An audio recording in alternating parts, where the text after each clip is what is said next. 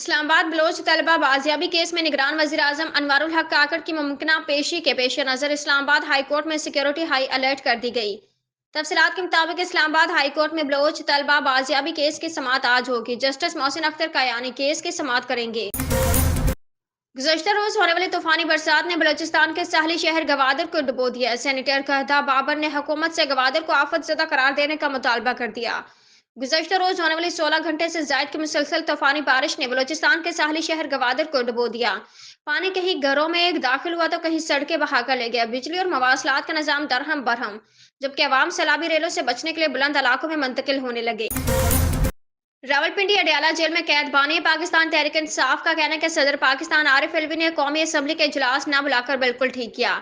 Adiala jail में media से बातचीत में साबिक वजीर आजम ने कहा कि हमारी पार्टी जीती हुई है मगर मखसूस नशिस्तें नहीं दी जा रही। इलेक्शन में पीटीआई को खत्म करने की पूरी कोशिश की गई। जुल्म से पार्टी खत्म नहीं हुई बल्कि वह सबसे मजबूत जमात बन गई। पाक फौज ने एलओसी पर एक और भारतीय फजाइया कार क्वाड कॉप्टर मारा गया। एलओसी पर पाकिस्तानी इलाके में भारतीय क्वाड कॉप्टर की बाकियात मिली।